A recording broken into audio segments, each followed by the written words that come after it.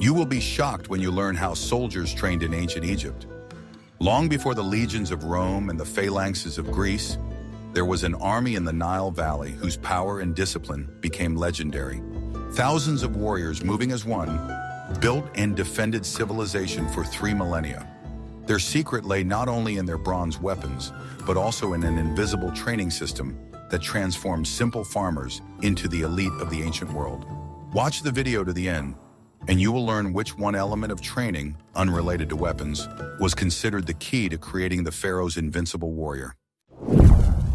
I will reveal the most closely guarded secret of the Pharaohs, which was more important than any weapon. The creation of an Egyptian soldier did not begin with physical exercises, but with a complete restructuring of his consciousness. It was not just recruitment, but a psychological rebirth that turned an individualist into part of a great mechanism. Experienced officers, true connoisseurs of human nature, traveled throughout Egypt in search of recruits. They were looking not just for the strongest, but for those whose eyes burned with the fire of endurance and obedience. Candidates had to possess not only strong muscles, but also the ability to obey orders without question. The chosen young men, called Pharaohs, said goodbye to their past lives and went to training camps. Here, their first test was not a test of strength, but a test of obedience and listening skills. They were taught to forget their habits and personal aspirations. They were stripped of their civilian names and given new military ones, and their hair was cut in the same style, erasing all external differences. This process was aimed at creating a new collective self-awareness. Now their squad became their family. This mental unification was the cornerstone of the entire army. Soldiers were supposed to feel not like separate individuals, but like an integral part of their unit. Only in this way could perfect synchrony be achieved in battle. Training the will and spirit was valued more highly than simply building muscle. Egyptian commanders understood that a broken-spirited warrior was useless, even if he was armed with the best weapons. Therefore, the emphasis was on creating an unbreakable inner core. Recruits were taught not to fear difficulties and to perceive orders as the highest law. Discipline was instilled in their consciousness at the deepest level. This was the foundation on which all other skills were built. It was this psychological conditioning that created the type of warrior that Egypt needed. He was resilient, obedient, and completely loyal to his pharaoh. The army became a single body with a single will. This transformation process was long and difficult, but the result exceeded all expectations. Egypt received not just armed men, but true professionals ready for any challenge. They were the living shield of civilization. Do you think psychological training is more important than physical training for a modern soldier? Share your opinion in the comments. Are you ready to learn the truth about how the Egyptians built living machines for their army? Every warrior starts with endurance, and for Egyptian soldiers, this was absolutely true. Their bodies had to become perfect instruments, capable of withstanding enormous loads. A day at the training camp began long before sunrise. The first test was a multi-kilometer run through the desert, often with a load on their shoulders. This not only developed their lungs and leg muscles, but also strengthened their willpower. Such forced marches accustomed the body to heat and lack of water. Soldiers learned to conserve their strength and move at the limit of their capabilities. In the future, this allowed the army to make rapid movements, catching the enemy off guard. Wrestling was an integral part of training. This type of martial art developed not only strength, but also agility, coordination, and a sense of balance. Numerous reliefs depict scenes of soldiers honing their throws and holds. Wrestling taught warriors to control their bodies and sense their opponents. These skills were invaluable in close combat when the formation broke down and each soldier was left alone with the enemy. The ability to knock an opponent to the ground often meant the difference between life and death. A unique element of Egyptian training was swimming. The life of the country was inextricably linked to the Nile, and the army had to be able to operate on water. Soldiers in full armor learned to cross the river. This ability gave the Egyptian army a huge tactical advantage. They could force water barriers, conduct amphibious operations, and operate effectively in the swampy Nile Delta. The Navy and Army worked closely together. In addition, recruits did weight training exercises, carrying stone blocks and logs. This simulated both the construction work in which the Army often participated and the carrying of equipment on campaigns. Strong backs and arms were a professional necessity. The physical training system was comprehensive and well thought out. It created a versatile soldier capable of running, fighting, swimming, and carrying heavy loads. His body became his first and foremost weapon. But endurance is useless without the ability to wield a weapon. What if I told you that the Egyptians' main weapon was simple, but required ingenious technique to wield? What I am about to show you was a secret passed down from generation to generation of warriors. The spear was the basis of the Egyptian infantry, but its effectiveness depended not on the sharpness of the tip, but on masterful handling in combination with a shield. It was not just fighting, but a deadly art honed to perfection. Training began not with attacks, but with mastering the correct stance and movements. Soldiers learned to be mobile while maintaining stability, constantly covering themselves with their shields. Every step was calibrated and perfected to the point of automatism. The large shield, made of wood and covered with leather, was not just a means of protection. It was an active weapon that could be used to push, crowd, and knock down an opponent. Warriors learned to strike with the edge of the shield to disorient the enemy before lunging with their spear. The interaction between the spear and the shield was like a dance, where each movement complemented the other. While the shield blocked the blow, the spear delivered a counterattack from behind its cover. This tandem turned the soldier into a mobile and well-protected fortress. Great attention was paid to working in formation. Soldiers marched shoulder to shoulder for hours, creating a single wall of shields. Spearheads stuck out from this wall like porcupine quills. The main goal was to achieve complete synchronization. Thousands of people had to move as one organism, obeying the commands of their officers. Any mistake, any confusion on the part of a single warrior could create a breach in the entire line. Training was conducted using wooden mock weapons to avoid accidental injuries. The instructors, experienced veterans, demanded perfect execution of each element from the recruits. Repetition was the mother of learning. Soldiers learned not only to attack, but also to withstand the onslaught. They practiced techniques for repelling cavalry and infantry attacks, learning to quickly regroup and close ranks. The flexibility of the formation was the key to its survival. The pinnacle of skill was the ability to operate in the so-called turtle formation. Warriors closed their shields not only in front, but also above, creating an armor that was almost impenetrable to arrows. This tactic required the highest level of coordination. The secret of the Egyptian infantry lay not in the strength of individual fighters, but in their collective power. A perfectly coordinated formation, working as a single mechanism, was a force capable of crushing any opponent, even a stronger one. What if I showed you a time machine that would take us to an ancient Egyptian archery range? If the shielded infantry was the steel fist of the army, the archers were as far-sighted and deadly eyes. They decided the outcome of the battle even before the opponents engaged in hand-to-hand combat. Egyptian archers were the true elite, and their training was long and difficult. The basis of their power was the composite bow, a complex and powerful weapon made of wood, horn, and sinew. It required enormous strength to draw and virtuoso technique. Training began with the development of physical strength, especially in the back and shoulder muscles. Future archers spent hours on special training equipment to develop the strength necessary to draw the tight bowstring. Without this, the powerful composite bow was simply useless. This was followed by practicing shooting technique. Instructors taught the correct stance, grip, and technique for releasing the bowstring. Each movement had to be smooth, fast, and identical from shot to shot, which is the basis of accuracy. Shooting was done at targets located at various distances. The archer had to learn to intuitively determine the distance to the target and take the correct lead. This was a skill that only came with thousands of hours of practice. The most important element of the tactic was volley fire.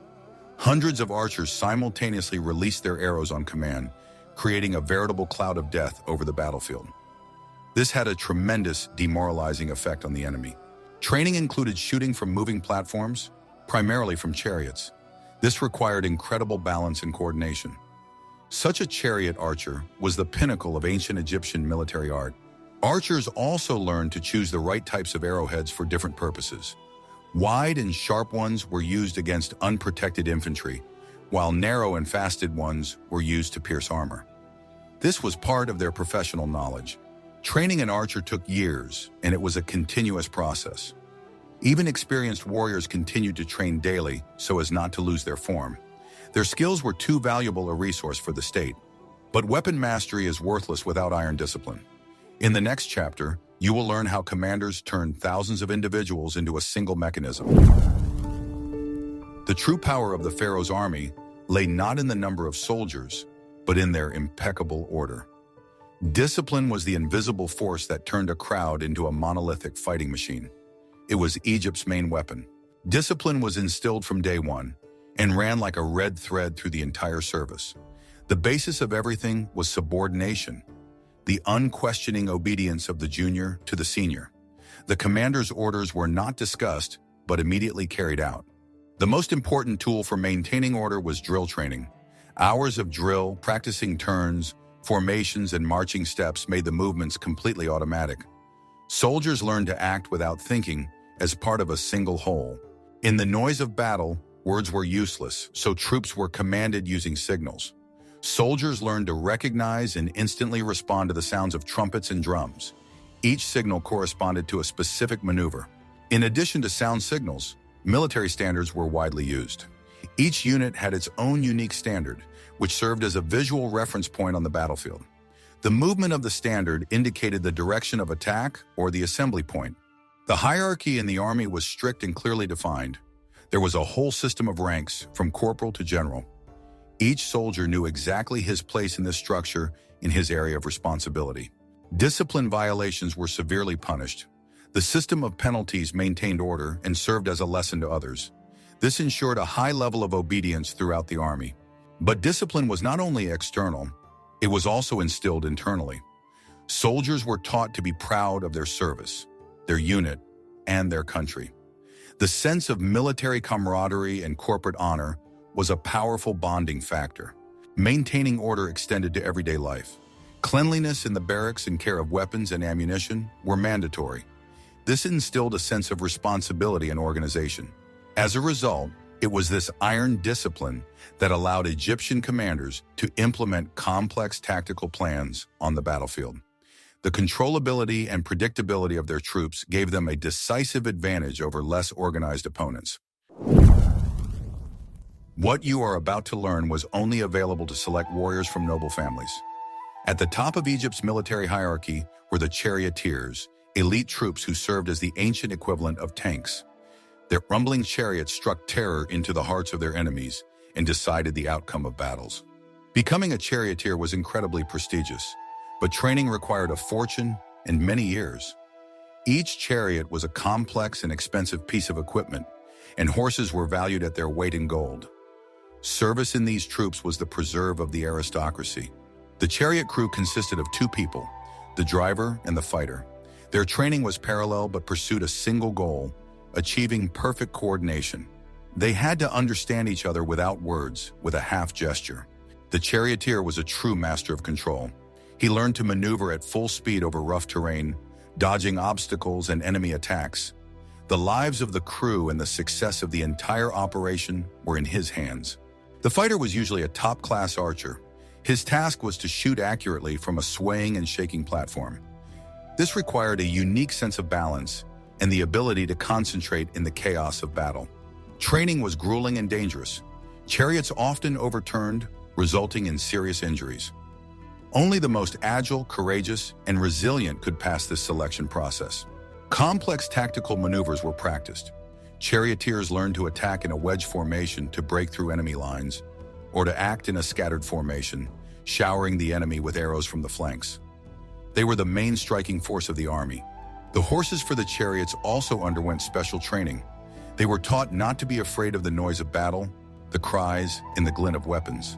A lot depended on the training and endurance of the horses. The chariot corps were the pride of the pharaoh and his last resort in disputes with enemies. Their appearance on the battlefield often caused panic in the enemy's ranks. They were a symbol of the military power of the new kingdom. But how did this huge and complex army maintain its combat readiness far from home? In the next chapter, we will talk about the daily life and supplies of the ordinary soldier. The life of a warrior consisted not only of battles and training, Most of it was routine. Daily life was organized to maintain combat readiness and order. The health and morale of the entire army depended on this. In peacetime, soldiers lived in garrisons, in simple but functional barracks. The day was strictly scheduled. Wake up, morning training, weapon maintenance, camp work. There was little free time. Great importance was attached to hygiene. Cleanliness of the body and clothing was considered essential to prevent diseases, which in crowded conditions could wipe out an entire unit. This was part of military discipline. The diet consisted mainly of bread, beer, onions, garlic, and dried fish. This food was simple but high in calories, providing enough energy for heavy physical exertion. Food supply was a centralized task of the state. During military campaigns, life became harsher. Soldiers slept in simple tents or under the open sky. On the march, each carried not only weapons, but also part of the provisions and equipment. The army was followed by a huge convoy carrying food, water, spare weapons, and tents for the command. Effective logistics was the key to the success of any long military campaign. The Egyptians were masters at organizing it. Life in the camp was also subject to a strict routine. Guards were posted and regular inspections were carried out. Maintaining combat readiness was a priority even during rest periods. In the evenings, soldiers could relax a little around the campfires. They repaired their equipment, played simple games such as senet, or just talked. These moments helped relieve tension and strengthen bonds of camaraderie. Not only soldiers served in the army, but also many specialists, scribes, doctors, craftsmen, engineers. They all formed a single organism working towards a common goal. The army was a complex and well-oiled system. Such an orderly life, both in the barracks and on the march, made the army stable and reliable. Soldiers were confident that they would be fed and provided with everything they needed. This allowed them to focus entirely on their military duties. When the spear formation was broken and the battle turned into a chaotic melee, it was time for melee weapons. Every Egyptian infantryman was armed not only with a spear, but also with a weapon for hand-to-hand combat. His life depended directly on his ability to wield it. The most famous and unique weapon was the khopesh. This bronze, sickle-shaped sword was a hybrid of an axe and a sword, designed for powerful chopping blows. Its curved shape allowed it to hook and deflect an enemy's shield or weapon. Training with the khopesh focused on practicing short, sharp strikes. In close quarters, there was no room for wide swings. Fighters learned to inflict damage using minimal space. Another common weapon was the battle axe. Early versions had a heavy blade designed to break through armor. Later, axes with narrow blades appeared, capable of piercing bronze helmets. Axe combat training focused on the power and accuracy of the strike. Warriors practiced on wooden dummies, learning to put their whole body weight into the strike. It was a simple but extremely effective weapon in skilled hands. In addition, maces with stone or bronze heads were used. They were especially effective against enemies in light armor. One accurate blow with a mace could easily stun or knock down an opponent. Close combat training took the form of practice fights.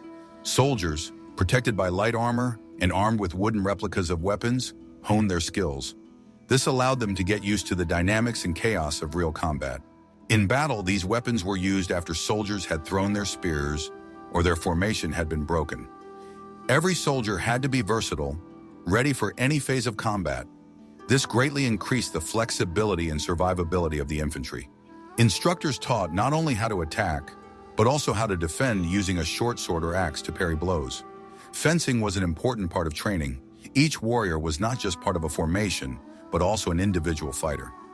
Mastery of this weapon of last resort gave the soldier confidence. He knew that even in the most desperate situation, he had something to defend himself with. Individual training and weapon proficiency were only half the battle. For the army to function cohesively, regular large-scale exercises were required. These rehearsals for war were the culmination of the entire training process.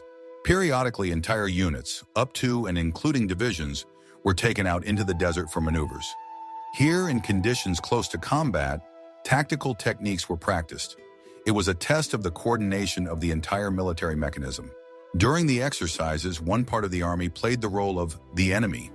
This allowed commanders to practice real scenarios, attacking a fortified camp, organizing an ambush, repelling a surprise attack. Soldiers got used to the dynamics of a large battle. Particular attention was paid to the interaction of different branches of the military. The infantry learned to operate under the cover of archers, and the chariots learned to strike the flanks and rear, coordinating their actions with the infantry. These exercises were a training ground for the officer corps. Engineering troops practiced building crossings and field fortifications. Supply units honed their logistics skills by setting up camp and delivering ammunition and provisions. Each service performed its own role. Scouts went far ahead, learning to gather information about the enemy without being noticed. Messengers delivered reports and orders at high speed. The command and communication system was tested for strength. Training weapons with blunt ends were used to minimize injuries.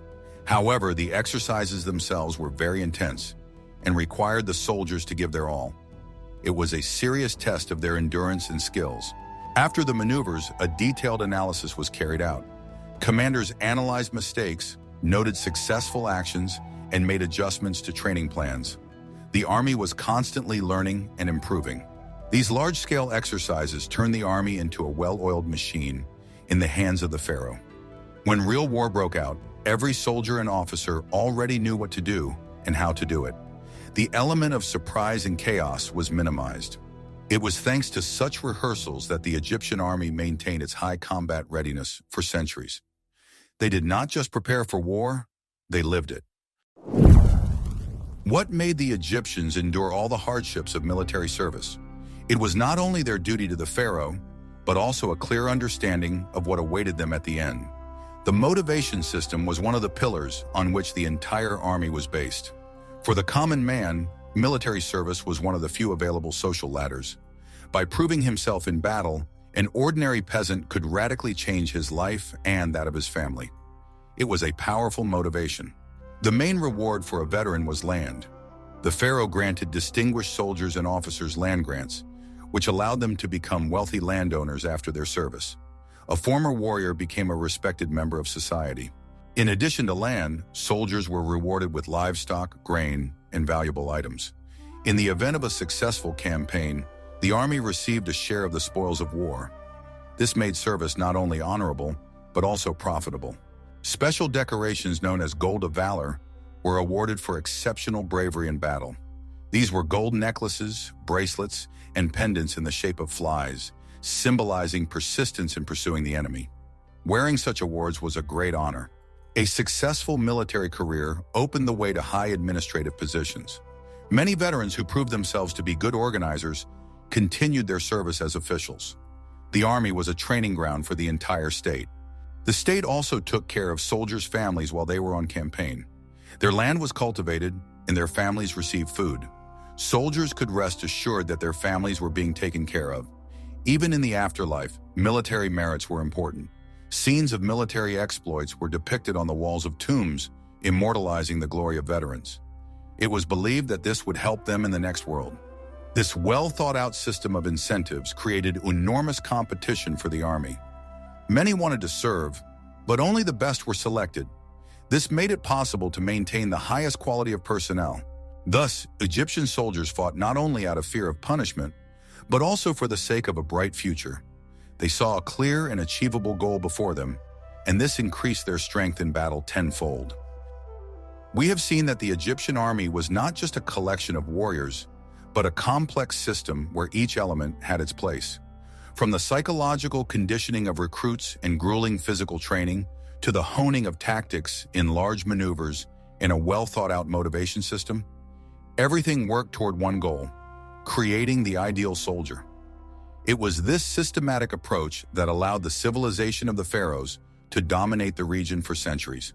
It was an army where discipline was valued above ferocity, and the coordination of the formation was more important than the strength of an individual soldier. The warriors of ancient Egypt left behind a legacy not only in the form of grandiose temples, but also in the form of one of the most effective military machines in human history. It was built on sweat, order, and the desire for a better life. Please suggest topics for future videos that you would like to see on our channel in the comments. And don't forget to subscribe so you don't miss new episodes.